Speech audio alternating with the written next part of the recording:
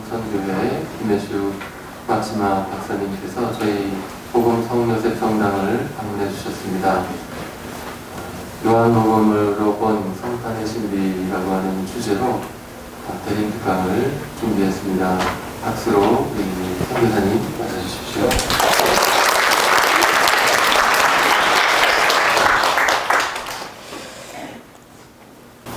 네, 우선 시작 기도 먼저 하고 하겠습니다. 성부와 성자와 성령의 이름으로 아멘. 시작 기도로는 요한복음 1장 14절부터의 말씀을 듣겠습니다.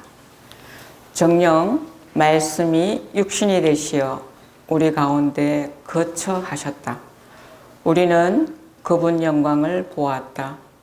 아버지께로부터 오시어 은총과 진리로 충만하신 외아됨의 영광을 보았다. 오늘 이 신비를 우리 모두가 체험할 수 있게 해주소서.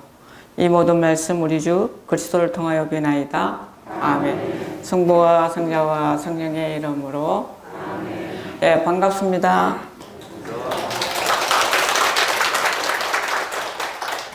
성탄의 의미에 대해서 조금 생각하겠습니다. 우리 요한복음을 잘 이해하기 위해서요.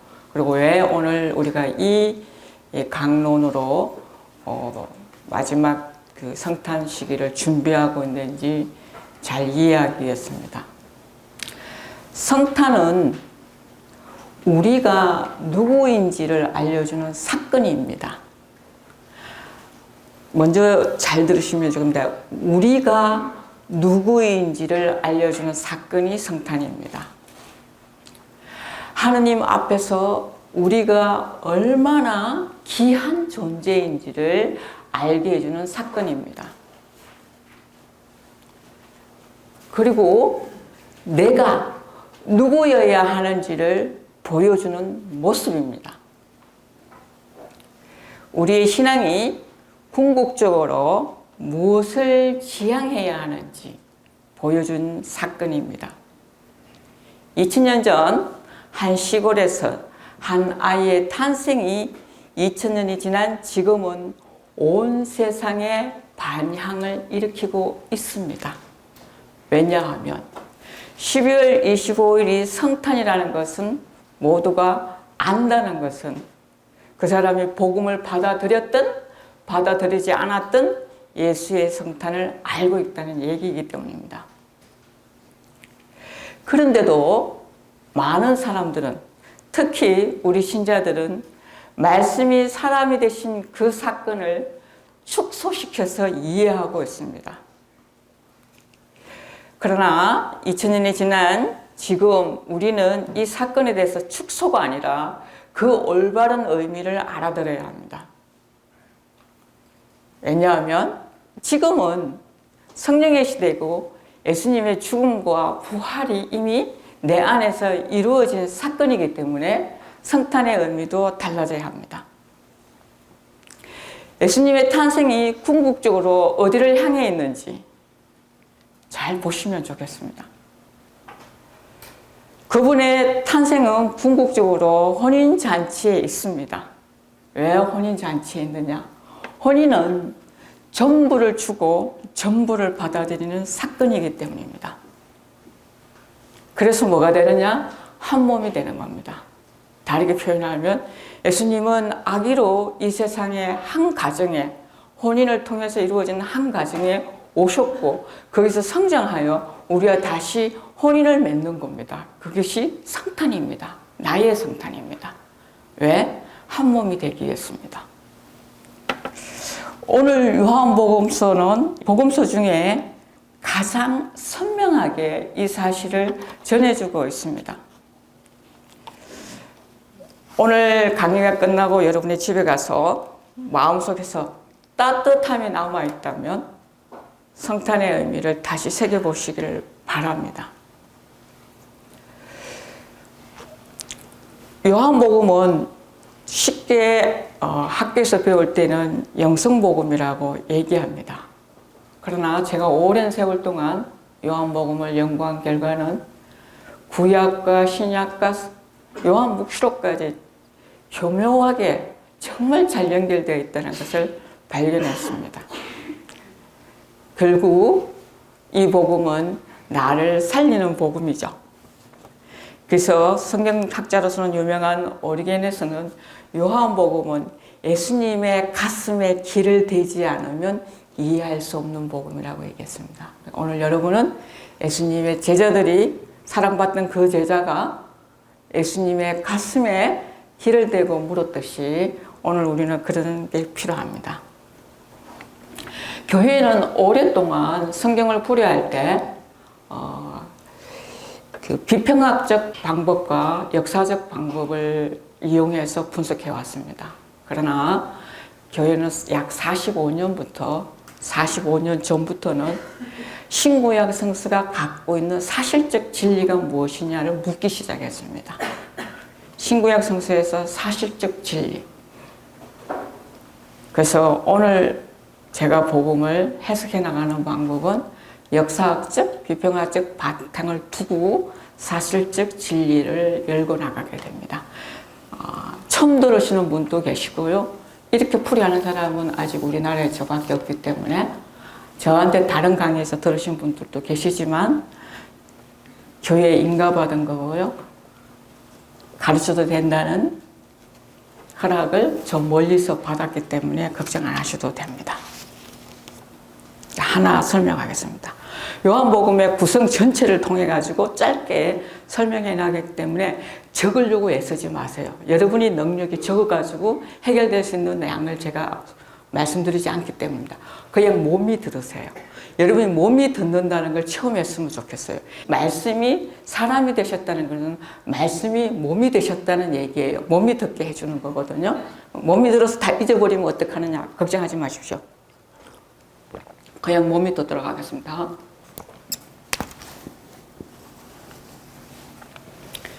요한복음은 처음에는 1장 1절에서 18절까지가 있는데요.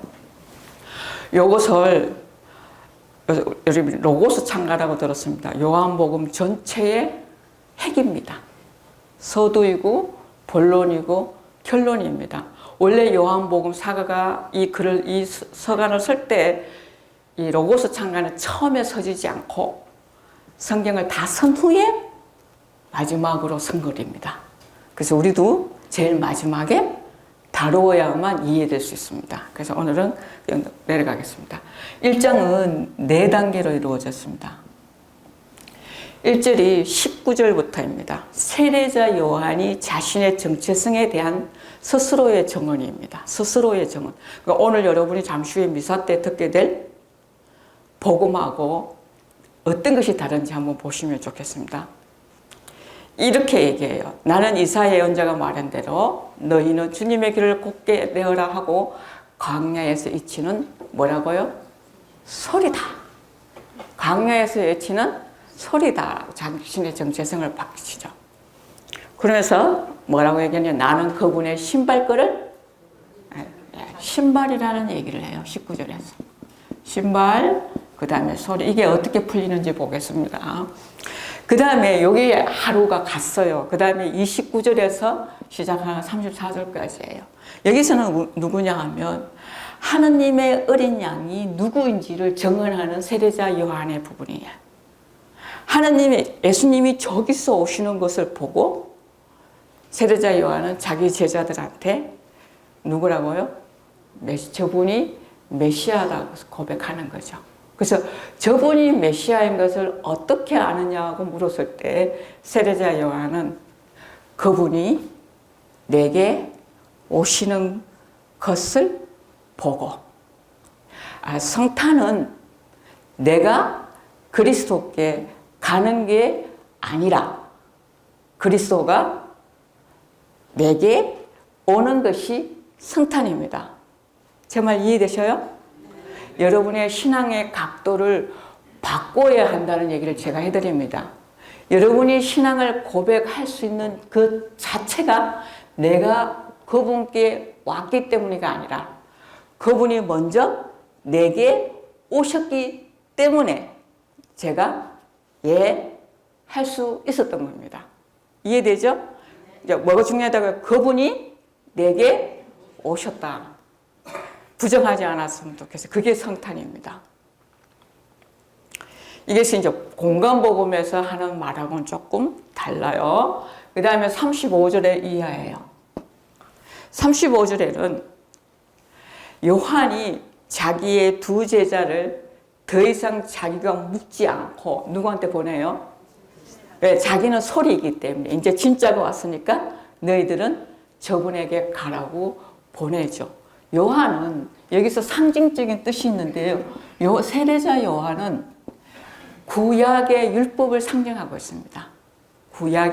구약의 마지막 인물이고, 그러니까 당연히 뭐를 믿었겠어요? 율법을 갖고 있었겠죠, 그죠? 근데 그것이 뭐냐면 오시는 그분을 보고 제자들한테 뭐라고요? 이제 저분에게 가라고 인계하는 거죠. 그래서 예수님은 구약에서 오는 두 제자를 받아들이는 모습입니다. 두 제자가. 이 두 제자가 예수님한테 묻기를 랍비, 묻고 계시는 데가 어디입니까? 이렇게 물어요. 요한복음에서 가장 많이 등장하는 단어 중에 하나가 포텐이라고 어디라는 말입니다. 우리도 이 문제에 대해서 좀 많이 생각을 해봐야 되고 묵상거리를 드리도록 하겠습니다. 세 가지 질문에 답할 수 있어야 됩니다. 나는 어떤 존재인가? 그 다음에 나는 어디에 있는가? 행위예요. 그 다음에 나는 어디에 가는가입니다. 여러분은 하느님 나라에 가는 거예요? 아니면 여러분은 아버지 나라에 가는 거예요? 뭐라고 대답해요? 제가 강의할 때는 개응을 잘 하셔야 빨리빨리 나갈 수 있습니다. 틀렸다 안 틀렸다 하나도 안 중요합니다. 왜? 내 안에 틀린 게 나가야 새 것이 들어올 수 있기 때문입니다. 우리는 죽어서 아버지 집에 갑니까? 우리는 죽어서 하느님 나라에 갑니까? 틀렸습니다. 아버지 집과 하느님 나라는 어떻게 다르냐 하면 여러분의 신앙생활의 각도에 달려있는 건데요. 만약에 청와대가 지금 그대로 운영하고 있고, 그게 왕국이라고 생각하시고요. 왕국에 있고, 청와대에 살고 있는 대통령의 자녀가 세상 밖에 살아요. 그죠? 청와대 밖에. 살다가 제가 청와대에 딱 들어가면 어디서부터 막을까요? 첫 번째 경비실에부터 막히기 시작합니다. 쭉 막히고 한 6번쯤 막혀요. 막히고 마지막에서 묻는 건 뭐냐면 안에서 약속이 되었습니까? 이렇게 묻죠. 그죠? 근데 여기까지 갔는데 아내랑 약속이 안 돼서 난 들어갈 수 있다 없다? 못 들어가는 거죠. 그 주도권이 누가 있다고요? 안에 있다는 얘기입니다. 근데 내가 자녀야. 그죠? 내가 자녀예요. 그럼 제가 딱 들어가면 어떻게 할까요? 패스 정도는 아니죠. 이렇게 하겠죠. 저는 적어도 죽어서 이런 환영을 받고 들어갈 거예요. 어디서 왔냐고 묻지 않도록. 그게 자녀라는 신분이고 우리가 이 땅에서 아버지의 자녀로서 태어날 수 있는 그리스도의 성탄에 의해서 받은 은총입니다. 오늘은 누구의 집에 간다? 아버지 집에. 그래서 기도할 때도 아버지라고 협박을 하시면 잘 들어주시더라고요. 그런 질문을 했을 때 예수님이 지금 제가 말한 것처럼 어디서 왔니? 뭐 했니? 따지지 않고 뭐라 그랬어요? 와서 보라고 얘기하는 겁니다. 그냥 뭐라고요? 와서 보고 네 눈으로 보라고. 그 다음에 이제 43절 이하죠. 그죠? 43절 이하는요. 따라갔던 저 제자 중에 한 명이 필리포가 나타나엘에게 우리는 누구를 만났다고요? 하룻밤 자고 난 후에 메시아를 만났다고 얘기하는 거죠. 필리포가 전한 나타나엘. 필리포는 예수님이 부른 사람입니다. 구약을 부르시고 신약에서 예수님이 부르신 사람이고 그 사람이 나가서 누구한테 전하는 거예요? 나타나엘. 나타나엘은 그럼 지금 누굴까요? 나죠. 교회 안에서 계속 전해져 왔던 사람들. 예수님의 시대 제자들만 받아들이는 게 아니라 그들로부터 해서 계속 전해진 사람들도 받아들이시는 모습이 여기에 들어가는 거죠. 우리가 있는 거예요, 우리가. 우리는 43절에 들어가요. 무화과나무, 나타나엘이 무화과나무에 섰다는 이유는 무화과나무는 성경에서 무화과나무라 그럴 때는 갖고 있는 뜻이 있습니다. 표징. 무화과나무는 잎이 굉장히 무성한데 열매가 굉장히 작아요. 구약의 율법을 말합니다. 구약의 법률은 무성한데 열매라는 기쁨은 별로 없다는 얘기입니다. 그래, 거기 있으면 안 되니까 뭐라고요? 나와야 된다는 거죠. 나타나엘은 나왔죠, 그죠? 여러분이 율법에 묶이면 안 된다고 얘기하고 이것을 공간복음에서 예수님께서 내가 율법을 없애러 온 것이 아니라 완성하러 왔다 이렇게 얘기합니다. 그다음에 중요한 게 여기까지 다 이해되죠, 그죠? 제가 속도를 약간 빨리 해도 되겠죠, 그죠? 왜 이거 11시 전에 미사전에 다 끝내야 되거든요. 못 끝내면 그냥 가야 되거든요. 여기가 사흘째 날이라고 얘기해요. 성경에서 보면 사흘째 날이라고 하고요. 어떤 번역본에는 그 이틀 후예요. 여기서 무슨 일이 있었다고요? 요한복음 2장 1절에서 11절까지 무슨 일이 있었다고요? 빨리 말하세요. 무슨 잔치? 혼인잔치. 틀려도 상관없다니까요. 혼인잔치에 있어요. 혼인잔치가 언제 이루어지냐 하면 사흘째 날 그 이틀 후인데 언제 사흘째 날이고 언제 그 이틀 후냐는 겁니다. 언제일까요? 성경은 묘하게 써놨습니다. 그래서 연구해야 되는 거거든. 하루예요. 그래서 이 구절 앞에 시작할 때마다 그 이튿날 하다가 사흘째 되는 날 말합니다. 그러니까 하나, 둘, 셋, 네 개 다 그 이틀 후니까 1이에요, 2예요? 2가 되죠. 다 합치면 몇 일? 6일이에요. 창세기에서 6일째 뭐 하셨다? 사람을 만드시되 남자와 여자로 만드셔서 그들을 뭐 시켰다? 혼인시켰다. 창세기 6일째 혼인이고요. 신약에서 6일째도 혼인입니다. 여기서는 자연혼이고 여기서는 누구와 혼인이에요? 그리스도와 혼인입니다. 그리스도와 혼인. 그리스도와 혼인이 여러분의 성탄입니다. 자, 여러분이 그리스도와 하나 됐으니까 혼인했죠? 한 몸이죠, 그죠? 그러면 그리스도가 내 밖에 있어요? 내 안에 있어요? 물리시면 안 됩니다. 어디 있다고요? 내 안에. 내가 그러면 누가 걷는다? 그리스도가 걷는다. 내가 욕하면 누가 욕을 해? 그리스도가 잔다입니다. 왜? 욕 안 하시니까. 그때는 나와 그리스도가 하나가 아니고 뭐라고요? 별거 상태입니다. 별거 하면 별로 안 좋은 거예요. 그죠? 별거 할 때는요, 왜 별거 해요, 여러분이? 성격이 안 맞아서. 웃기지 마세요. 혼인 첫날부터 성격은 안 맞아요. 언제까지? 죽을 때까지. 예. 안 맞는 게 정석이니까. 그럼 왜 별거 해요? 왜 이혼하고 싶어요? 왜 그리스도를 열심히 믿다가 신뢰요? 냉담하고 똑같은 겁니다. 그리스도와 혼인관계나 인간의 혼인관계나. 왜요? 성당에 가니까 신부님이 마음에 안 들어서 강론을 너무 길게 해서 그리고 강론의 주제가 내 마음에 너무 안 들어서 다 이겁니다. 틀린 말입니다. 왜? 내가 그분에 대한 사랑이 식어서입니다. 내가 그분에 대한 열정이 식어서입니다. 그래서 별거합니다. 됐죠, 그죠? 혼인잔치를. 구약의 6일째, 신약의 6일째 어떻게 발전하느냐 얘기입니다. 그죠? 그럼 우리한테 성탄의 시작은 어디가 된다고요? 혼인이 되죠. 혼인에서 마리아가 포도주가 떨어졌구나. 포도주의 의미는 기쁨이에요. 술 마시면 기분이 달달하게 좋죠. 그죠? 떼면 머리가 아픈 거 많이 있더라도 일단은 뭐예요? 좋은 거예요. 기쁨이 떨어졌다는 거예요. 뭐가? 정결례 항아리가 비어 있었다. 이거 정결례가 구약을 상징해요? 신약을 상징해요? 구약을 상징하죠. 구약의 율법에서 기쁨이 떨어졌다는 얘기입니다. 돼서요? 근데 항아리 몇 개 있었다고요? 6개. 근데 누구의 말씀이 들어가요?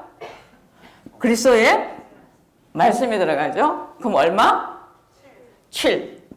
7은 무슨 숫자냐면 성경에서 충만의 숫자입니다. 충만. 내가 그리스도를 만나 충만한 상태를 얘기하는 거죠. 여기서 되게 중요한 거는 뭐냐면 물이 뭐로 바뀐 거예요? 말씀을 만나 성사를 만나 뭐로 바뀌는 거예요? 말씀 성사해라 그래서요. 만나 뭐로 바뀐 거예요? 뭐로 바뀐 거예요? 물 포도주예요. 사제가 물 섞어요. 그 중요한 의미가 있어요. 물 포도주예요. 포도주는 신성을 말합니다. 물은 인성을 말합니다. 신성에 인성을 더해가지고 변화했다는 얘기입니다. 뭐로? 물포도주로.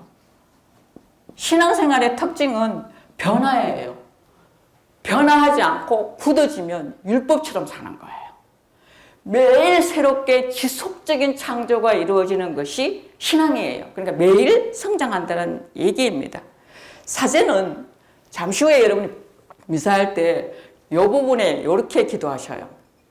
이 물과 술이 하나이듯이 구분된다 안 된다? 물과 기름으로 하면 구분이 돼요.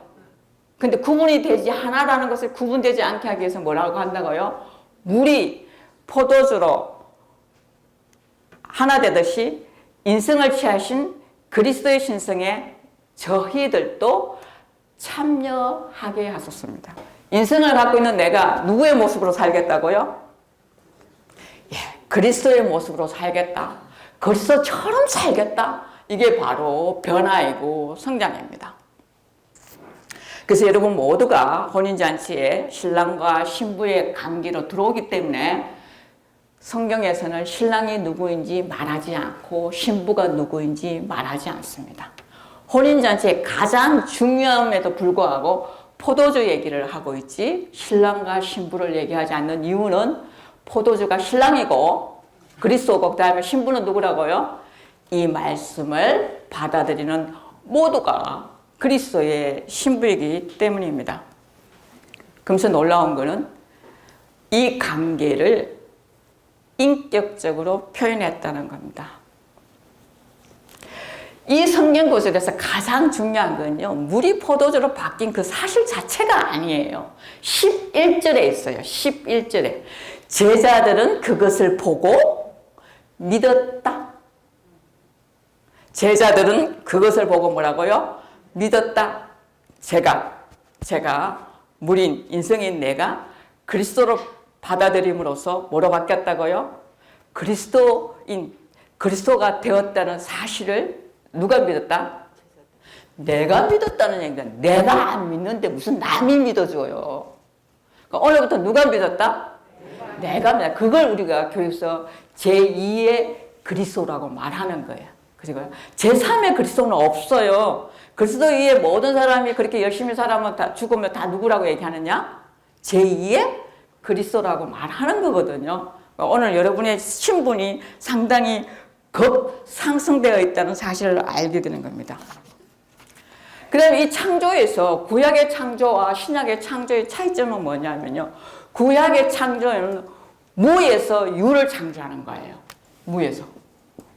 무에서 유로 창조하는데 예수님은 단 한 번도 무에서 유를 창조하신 적이 없습니다. 왜? 그건 이미 끝났기 때문에. 그래서 뭘 해야 되느냐 하면 유에서 계속 뭐로 변화시킨다? 유로 변화시키는 거죠. 그게 예수님에게는 안식이었습니다. 그래서 성경에서 치유만 일어나면 그날은 무슨 날이었다? 안식일이었다. 이렇게 말하는 거예요. 이해되셨죠? 그죠?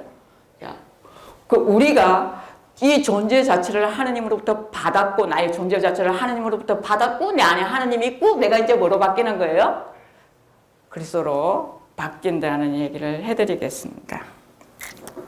그 다음에 이제 13절에서 여기 11절까지 얘기고요. 잘 안 보여도 상관없습니다, 저는. 여러분이 여기 12절부터 딱 내려가는 게 뭐냐 하면 성전 정화 얘기를 해요, 갑자기. 여러분이 전체적 줄거리를 이해하시면 어떻게 이렇게 교묘하게 빈틈없이 만들어져 있는지 볼 수 있습니다. 내가 물 포도주로 되면 내가 성전이에요, 아니에요? 성전 맞죠? 그쵸? 성전인데 이 성전이 장사하는 성전도 있고 진짜 기도하는 성전도 있는 거예요. 그래서 뭐가 필요했다고요? 정화가 필요했던 겁니다. 그래서 12절 이하에 성전 정화 얘기를 하면서 성전에 뭐 팔았다고요? 소, 양, 비둘기. 자, 소, 양, 비둘기에 기도하는 성전에 될 소, 양, 비둘기에 장사함으로써 비둘기가 뭐로 되는 거예요? 여러분이 우리 성당에 오시면 비둘기는 뭐를 상징해요? 에?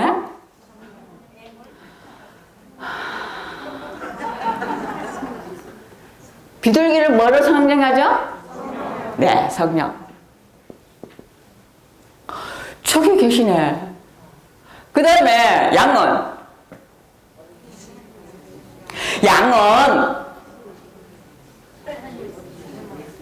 천주의 어린 양. 누구? 그럼 소는?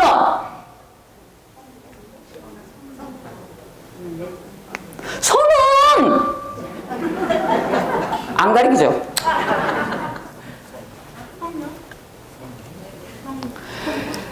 교회는 우리의 성전은 이 교회이든 나라는 성전이든 누가 살아계신다고? 성부와 성자와 성령이 함께 살아계시면서 뭐예요? 기도하는 성전이에요. 그거를 정하셨다는 얘기입니다. 안 믿으시는 건 여러분만 손해고. 자, 성전 정화 끝났어요. 자, 요한 3장에서 5장까지 내용은요. 3장에서 5장까지. 자, 우리가 여기서 다 불러가 구약과 신약과 그 다음에 후에 제자들이 다 와서 들어가는 데가 어디다고요? 혼인잔치다. 그죠? 혼인잔치에 들어왔고 혼인잔치에 온 이유가 뭐라고요? 그분과 하나 되는 거다. 혼인을 맺음으로써. 그런데 성전 정화가 있었죠. 그죠? 성전 정화 안에 들어오는 인물들이 3장에서 5장에 있는 거예요. 그 하나 되지 못하는 부류. 첫 번째가 누구냐면 니꼬데모입니다. 3장이 누구 얘기예요? 니꼬데모예요. 니꼬데모는 예수님을 만났을까요? 못 만났을까요? 다시. 예수는 우리는 여기서 저분이 뭐라고요? 메시아라고 들었죠. 그죠? 우리가 그분이 메시아, 나를 구원하시는 분이기 때문에 신앙을 고백한 거죠. 그죠? 됐죠? 고개를 잘 끄덕거리시는 거 보니까 감사합니다. 메시아인데 예수가 그리스도라고 만나는 사람이 있고 예수가 예수로만 만나는 사람이 있습니다. 예수를 예수로만 만나고 나하고 구원하고 아무 상관이 없어요. 왜? 세상 사람들도 다 하니까. 근데 내가 예수를 누구라고 고백하는 거예요? 그리스도로 고백. 나의 메시아라, 나의 구원자라고 고백해야 되는 거죠. 그러니까 니꼬데모는 예수를 만났는데 예수를 예수로 만났을까요? 예수를 그리스도로 만났을까요? 왜 이 니꼬데모는 예수를 예수로 만났다고 확신할 수 있어요? 하나 되는 이제 지가 어떻게 할 건데? 미안합니다. 어떻게 할 건데? 성경에서 그래서 아주 친절하게 말씀하고 계셔요. 때는 밤이었다. 언제 찾아왔다? 예수가 빛이세요. 빛. 그런데 뭐라고요? 밤에 왔다는 건 자기 안에 빛이 왔다 안 왔다? 안 왔다는 얘기입니다. 그래서 예수를 그리스도로 만날 수 있었다? 없었다입니다. 때는 밤에 왔어요. 왜? 이유는 간단해요. 밤에 왔기 때문이에요. 세상의 것을 다 갖고 있는 니꼬데모는 종교 지도자고요. 그 다음에 의의 의원이에요. 그래 다르게 표현하면 요즘 말로 하면 권력과 명예와 재물을 다 갖고 있는 사람인데 언제 왔다고요? 왜? 왜? 자기가 돈도 권력도 명예도 다 갖고 있는데 그렇게 행복했다면 기태에 그 밤에 자존심 다 구기고 찾아왔을 거예요. 자존심은 그리스도를 만나는데 자존심은 버려야 되는 겁니다. 그래 낮이 되는 겁니다. 괜히 여러분이 옛날에 내가 뭐 꾸리야 단장을 했고 그런 말 너무 잘하시는데 하지 마세요. 그때 그냥 은총으로 그 시기를 지냈을 뿐이에요.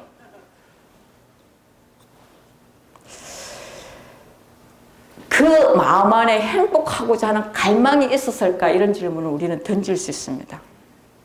갈망은 사랑하지 않는 사람하고는 갈망이 일어나지 않습니다. 사랑하는 사람일 때 갈망이 일어나죠. 어떻게? 하나 되었으며 저 사람하고 내가 24시간 같이 있었으면 하는 갈망이 생기는 거죠. 그래서 우리에게 정말 중요한 것은 무엇을 했느냐가 아니고 오늘 내가 무엇을 갈망했느냐가 중요한 겁니다. 여러분 오늘 여기 왜 왔어요? 아우 신부님이 막 오늘 탁강한다고 막 우리 사태마다 예고하셔가지고 안 가면 내가 좀 인간적으로 좀 미안해가지고 왔다. 갈망이 아니에요. 갈망이 아닌데도 불구하고 하느님은 자비로우시고 아버지는 자비로우셔가지고 뭐라고요? 그것도 좀 알아듣게 해주시죠. 그러니까 누구한테 감사한다? 신부님께 감사해야지. 왜? 기회를 줬잖아요. 자, 3장이 이해됐죠, 그죠? 3장이 니꼬데모 얘기되면 무슨 얘기를 하느냐 하면요. 니꼬데모가 왜 안 되는 이유를 그 밑에 풀거든요. 니꼬데모가 이렇게 말해요. 나는 그분의 신발끈을 풀어드릴 자격조차 없습니다. 이렇게. 여기에서는 소리라고 말하고 여기에서는 뭐라고 신발을 다시 푸는 거죠. 니꼬데모 이 얘기 후에. 신발이에요. 신발은 이 신발 말 안 해요. 이걸 엎드려 가지고 풀어줄 수 있는 자격이 없다. 이걸 겸손으로 풀면 완전히 오류입니다. 원어가 전혀 아니거든요. 그건 뭐냐? 신발은 누가 신을 수 있느냐 하면요. 신부의 신랑이 신는 거예요. 신부의 신랑이. 근데 신랑이 나는 저 여자의 신랑이 되기 싫다는 증거로 신발을 벗어가지고 이렇게 담에다가 올리면 안 해도 돼요. 룩게 잘 나와 있어요. 구약에 많이 나와 있어요. 이게. 자, 신발은 뭐라고요? 세례자 요한은 우리의 율법을 쉽게 말하면 율법은 우리의 신랑이 될 수 없습니다는 얘기를 하고 있는 거예요. 그럼 우리의 신랑은 누구라고요? 그리스도예요. 그리스도. 그래서 자기는 신랑과 아무 상관이 없는 사람이 아니고 나는 신랑의 친구라고 얘기해요. 나는 신랑을 만나게 해주는 뭐라고요? 친구라고. 필요 없는 게 아니고 신랑을 만나게 해주는 친구. 그럼 우리는 이제 친구를 만나는 게 아니고 누구를 만나야 된다고요?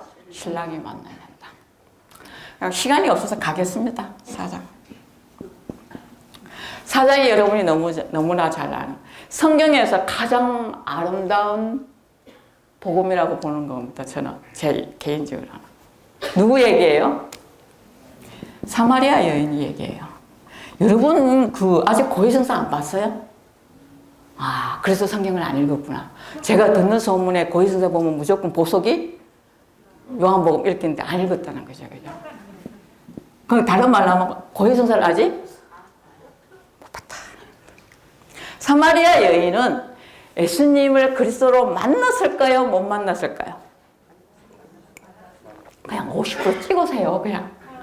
사마리아 여인은 예수님을 그리스도로 만났을까요? 못 만났을까요? 어떻게? 어떻게 만났을까? 만난 건 맞아요. 어떻게? 아니. 때는 정오였다. 성경에서는 그렇게 전해져요. 때는 정오였다야. 꼭 만난 뒤에 시간이 나옵니다. 밤인지 오후 4시인지 6시인지 제자들이 만났을 때 때는 뭐라고요? 오후 4시였다 이렇게 나오죠. 그냥 흘러가시면 안 돼요. 정오는 12시죠. 그죠? 우리 시계로 12시예요. 그 나라 사람들의 시계로는 정오가 6시예요. 6시예요. 자, 6에서 누구를 만나서요? 그리스도를 만나죠. 그럼 얼마 돼요? 7대예요.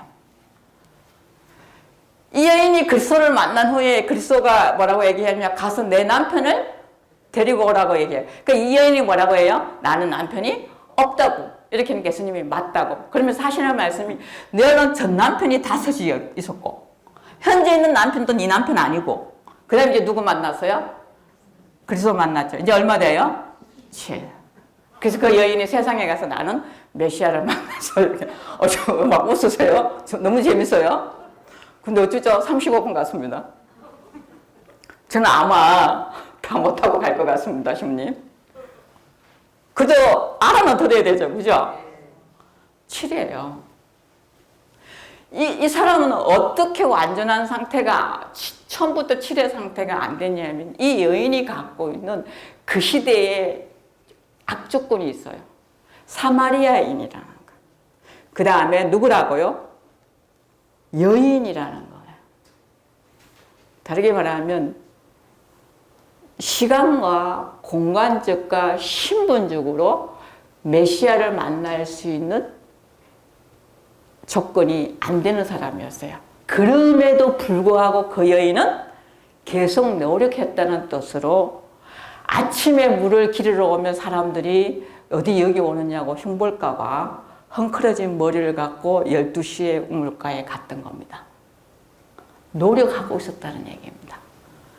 그 진리를 만나기 위해서 계속 노력하고 있었다는 뜻으로 정오였다라고 표현해 주는 거죠.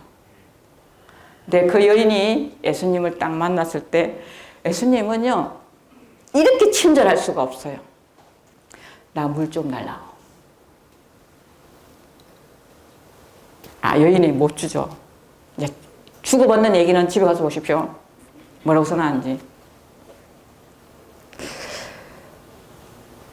내가 청하는 물을 네가 알았더라면, 이미 예수님 말씀이에요. 네가 나에게 달라고 했을 것이다. 이렇게 할 때 이 여인은 망설임 없이 뭐라고 얘기해요? 아까 그제도 두리박 얘기했는데 두리박 날아간 거예요. 벌써 얘기한 동안.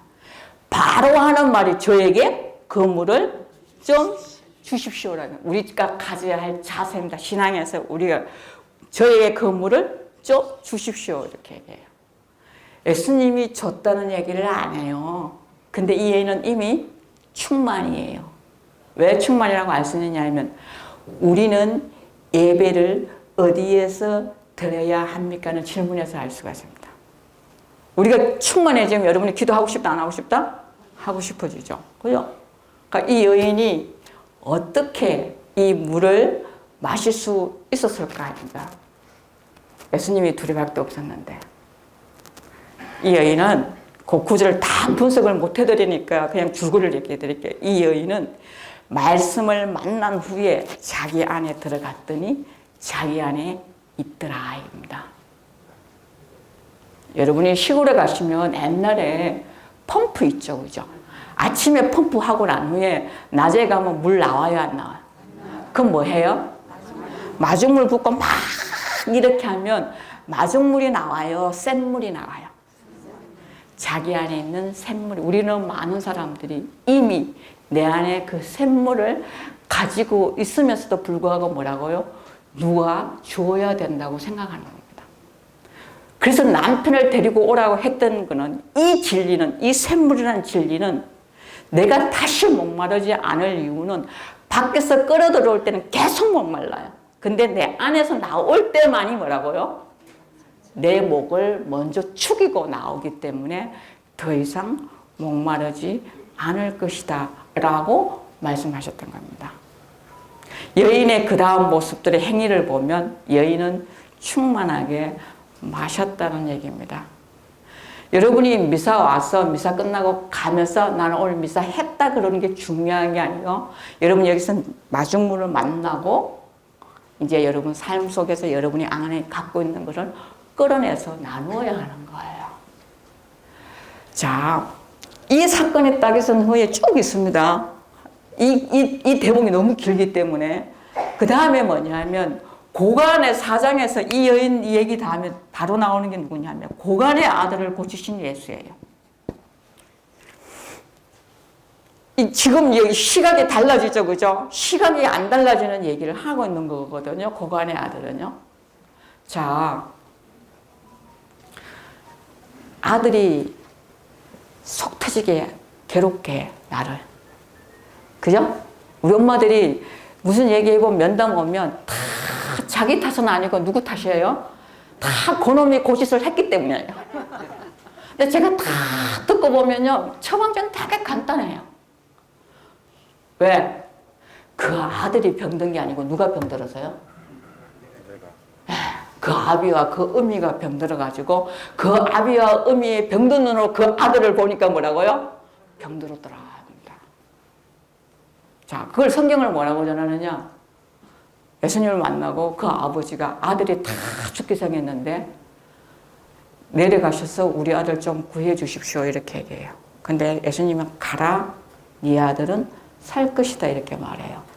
여러분, 내 아들이 죽게 생겼는데 지금 내일 장례를 치르게 생겼는데 저분은 권능자야, 전능자야, 치료해 줄 수 있는 분이야. 근데 가라 그러면 살 것이다, 갈 거예요? 가실 거예요? 붙잡아야지. 이게 정석이에요. 붙잡는 게 정석인데 이상 가. 왜? 그 얘기를 모섬이 나와서 얘기해줘요. 모섬이 딱 나와가지고 아드님은 살았습니다. 그러니까 이 사람이 뭐를 묻느냐면 몇 시에라고 묻는 거예요. 몇 시에 나니? 딱 묻는 거예요. 그랬더니 어제 오후 1시쯤에 열이 떨어졌습니다. 오후 1시쯤에 그분은 가라 갈 때 예. 믿음이 뭐라고? 들어왔다 안 들어왔다? 들어왔다. 누구 탓이다? 자기 탓이었다. 되겠죠? 5장으로 가겠습니다. 5장에는 무슨 일이 있냐면 벳자다가의 목가에 38년 동안 누워있는 사람이에요. 몇 년? 38년. 신약의 38년은 구약의 40년입니다. 광야 생활을 말해요. 구약의 40년은요, 양편 넣기고요. 신약은 양편 빼기입니다. 이게 무슨 말이냐? 나이로 따지면 만이냐? 우리나라 나이냐? 이해되셨어요? 같은 얘기를 하고 있는 거예요. 자, 38년 동안 이거 뭐예요? 누워있었죠, 그죠? 제 마음이 급해지기 시작했습니다. 누워있었어요. 빨리 얘기해요. 누워있었죠, 그죠? 근데 이 사람이 진짜 아팠을까, 안 아팠을까? 여기 진행돼요. 어디에 문제가 있는지를 진행시키고 있는 거예요. 3장부터. 어디가 치유받아야 되고, 어디가 치유받아야 되고, 어디가 치유받아야 되는 얘기하는 거예요. 이 사람은 38년 동안 누워있었어. 어디에? 벳자다의 목가에서. 예수님은 그의 항구성을 보고, 지속성을 보고 뭐라고요? 가서 얘기해요. 원어를 보면 이렇게 되시면, 나와 대화하기를 원하느냐고. 우리말로는 너 낫기를 원하느냐 이렇게 물으세요. 38년 동안 누워 있었어요. 낫기를 원하느냐 뭐라고 대답할 거예요? 예, 이 말밖에 없습니다. 예, 이 말 한마디밖에 없는데 이 사람 뭐라고 얘기한 줄 알아요? 하늘의 천사가 우물가에 내려와가지고 희접고 나무 누군가는 밀어줘야 되는데 나는 아무도 밀어주는 사람이 없어. 억지 가다 보면 뭐라고 이미에 다른 사람이 한 명이 들어가가지고 그 사람만 치유받았더라 이렇게 얘기하는 거야. 아프다 안 아프다? 정신적 병자입니다. 나의 행복은 누가 해줘야 되는 거야.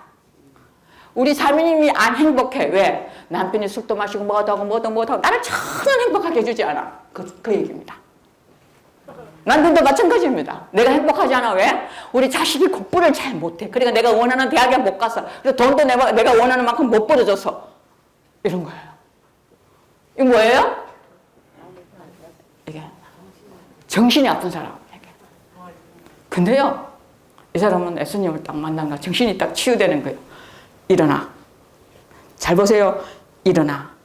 우리 표현해줄게. 일어나서 네가 38년 동안 뭉개고 있던 그것을 뭐라고요? 버리고가 아니고 들고 어디로 가라? 가라 이거야. 왜 버리지 않고 들고 가야 돼요? 38년 동안 뭉개했던 거는 네가 변화돼가지고 이미 부활시켜야 될 거를 부활시켰다 못 시켰다? 못 시켰으니까 이제 들고 가서 뭐라고요? 네가 체험했잖아. 지금 체험했잖아. 그러니까 가서 뭐라고요? 다 변화시켜. 시킬 때마다 누구를 만나? 그리스도를 만나. 고통이 내게 왜 있어? 그리스도를 만나기 위해서입니다.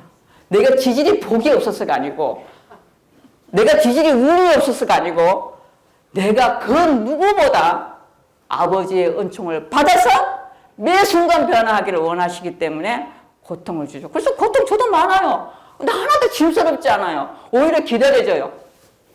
다 앉아서 요거 끝나면 무슨 복을 주실까? 꼭 주셔. 다 영과 진리 이런 얘기는 다 못하고요. 그냥 가겠습니다. 그래서 여기서 요 3, 4, 5장에서 예수님이 포기하시는 게 아니고 다 치유해서 어디로 가는 거예요? 6장으로 가죠. 6장에 무슨 일 있다? 6장에 무슨 일 있다? 대답해야지. 생명의 빵. 그래서 다 데려가는 게 뭘 먹게 하기 위해서요? 생명의 빵을 먹게 하기 위해서 데리고 가시는데 생명의 빵을 5,000명이나 먹고 그러니까 다 데려간 사람이 5,000명이 넘었어요. 다 먹고 나니 몇 강줄이나 모았다? 12강줄이. 그러니까 12강줄을 버리라 했다? 버리지 말라고 했다? 버리지 말라고 했다. 왜? 저 생명의 빵은 단순히 성체를 의미하지 않고 교회 문헌 안에서 끊임없이 교황님들이 말씀이라고 표현합니다. 그래서 말씀을 버리지 마라. 말씀을 버리지 말고 말씀을 전하라. 여러분 뭐 해야 된다? 전한다. 그래서 그 말씀이 버리지 않을 때 6장 마지막에 7장에 건너갈 때 무슨 얘기를 하느냐 하면 결단해라. 결단의 초대입니다. 결단의 초대. 그래서 여러분이 받아들이면 베드로가 되고 여러분이 받아들이면 않으면 이스카리옷 유다가 되는 거죠. 그래서 그 성경 마지막 절에 바로 위에 베드로를 얘기하고 그 다음에 바로 이어서 유다를 얘기한 이유입니다. 뜬구름없이 베드로와 유다 얘기를 하시거든. 아무 관계없이. 자, 7장 결단이죠. 그죠? 됐죠? 대답이 시원찮아. 내가 이렇게 열심히 얘기해 줬는데. 네. 결단을 했어요. 그죠? 결단을 했는데 신앙생활을 한다는 것은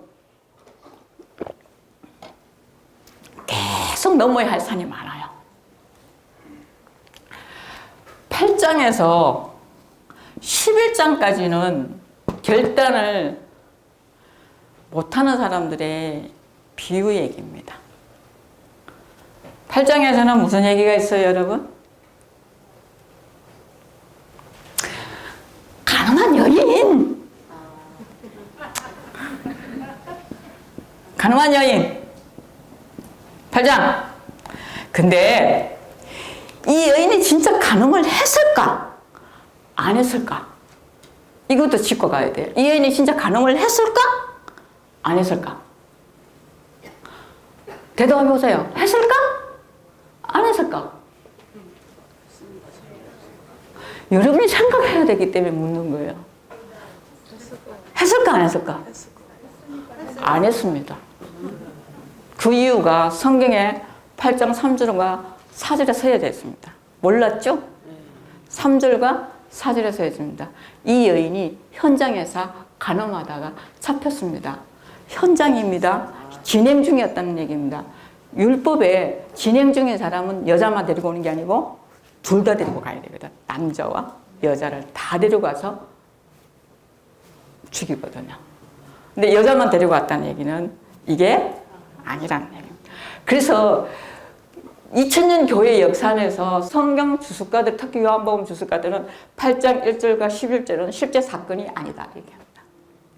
그 공동 합의입니다. 그래서 12절을 설명하기 위해서 있는 거예요. 예수님은 이 여인을 용서해 주실 때 어떤 모습으로 용서해 주셔요? 땅에다가 걸을 서시고 허리를 일으켰다가 굽혔다가 일으켰다 굽혔다가 세 번째 그 여인을 가라고 얘기합니다. 세 번째 이유가 있거든요.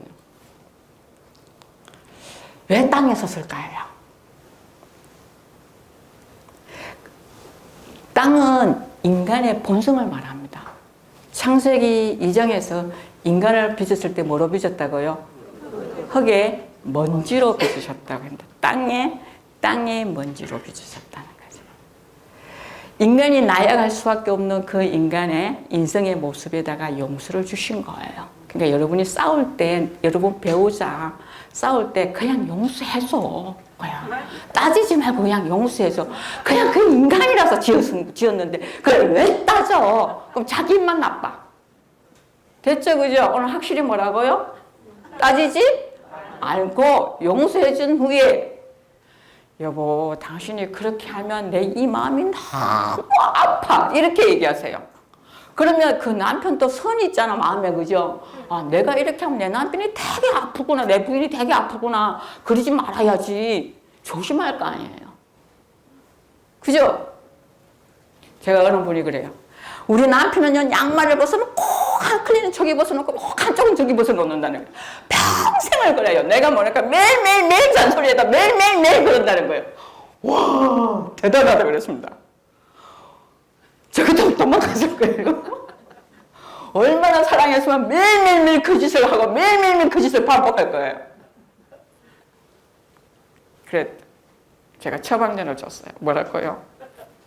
집에 가셔서 남편이 또 그렇게 벗으면 여보, 당신이 여기 벗어나오면 내가 얼마나 힘든 줄 알아. 요즘 허리도 내 마음대로 안 돼, 무릎도 내 마음대로 안 되고 그걸 주워서 다시 세탁기까지 가는 것도 뭐라고요? 힘들어. 이렇게만 얘기하라 그랬어요. 무슨 기적이 일어났을까요? 그 다음 날부터 남편은 절대로 양말을 벗어서 이렇게 하지 않는다는 거예요. 이렇게 쉬운 걸 왜 모르고 내가 40년을 살았는지 모르겠다는 거예요. 되죠? 이해됐죠? 여인은 8장 12절이 되게 중요해요. 우리나라 거는 이렇게 분리되어 있는데 외국어 거 보면 분리되어 있지 않거든요. 이 여인이 간음할 수밖에 없었던 이유는 빛이신 그리스도를 만나지 못했기 때문입니다. 그래서 이 여인의 행위 후에 12절에 바로 예수님이 나는 세상의 빛입니다. 이렇게 말한 겁니다. 그러니까 너 이제 빛 만났지? 그러니까 다시는 그러라 그러지 말라. 그래서 다시는 그러지 말라고 얘기합니다. 마태복음하고 루카복음에서 그건 예수님은 뭐라고 얘기하시느냐 하면 오늘 여기 너무 잘 앉으셨어요. 감사합니다. 제가 비유를 계속 들어도 하나는 안 낼 것 같아. 너희는 세상의 빛이다. 너희는 뭐라고요? 세상의 빛이다. 그 빛을 이렇게 밑에 두면 된다 안 된다? 안 된다. 이렇게 했던 겁니다. 오늘부터 여러분이 탁 길에 지나가면 뭐라고요? 광채야. 빛의 광채. 근데 이게 까불면 안 돼요. 시간이 없으니까 2분밖에 없거든요. 시간이 3분 지나갔어요. 까불면 안 되는 게 왜 안 되느냐 하면 또 넘어가겠습니다. 13장 30절에 가시면요. 예수님이 제자들한테 다 발 씻어주시고 다 하시고 난 후에 유다가 나갔어요. 유다가 딱 나간 후에 뒤에 문장이 뭘까요? 때는 밤이었답니다. 기가 막히게 되어 있습니다. 유다가 딱 나가자 뭐라고요? 그 구절에 유다는 나갔다. 그 다음 구절이 뭐라고요? 때는 밤이었다. 이렇게 얘기해요. 유다는 자기가 그리스도와 관계를 맺고 있었을 때에 자기가 빛인 줄 알았던 거예요. 여기서 나오는 빛인데. 근데 이분과 관계가 딱 끊기니까 빛이 있더라 없더라? 없었다를 얘기합니다. 그래서 우리 철저하게 그리스도와 혼인관계 안에서 머물러야 한다는 얘기를 하고 있는 겁니다. 이해되셨죠? 그죠? 그 이제 제가 그건 설명 못하고 그럼 9장만 간단하게 설명하고 가겠습니다. 소경이야. 그죠? 소경이에요. 태생 소경이에요. 이름이 없어요. 성경에서 이름이 없을 때는 읽는 독자 그 사람을 말해요. 내가 태생 소경이라는 얘기입니다. 근데 이 사람을 딱 만났어요. 율법학자들은 특징이 뭐냐면 유대인들은 뭐냐 하면 저 사람이 자기 죄입니까? 초상죄입니까? 모든 기준이 뭐예요? 죄이냐 죄 아니냐고 예수님의 모든 기준은 나를 만났느냐 만나지 않았느냐였습니다. 근데 그 사람한테 뭐라고 얘기하느냐 하면요. 슐럼 이렇게 흙 이렇게 딱 아까 흙 인간 본성이라고 얘기했어요. 그죠? 흙을 딱 들어가지고 무엇을 반겼다? 춤이야. 신성이에요. 딱 발라가 비벼. 그리고 여기 발랐어요. 이렇게 바르신 후에 어디로 가라고요? 실로암으로 가라고 그랬습니다. 이 사람 소경이야. 실로암 얼마나 먼데 이 사람이 어떻게 갔을까요? 이날이 뭐냐 하면 안식일인데 안식일에 도와줄 수 있다 없다? 못 도와준다는 거예요. 자기도 그만큼 먼 거리 갈 수 있다 없다? 못 간다는 얘기입니다. 근데 이 사람은 어떻게 눈을 떴을까입니다. 거기에 9장에 4단계로 설명을 하고 있습니다. 4단계로.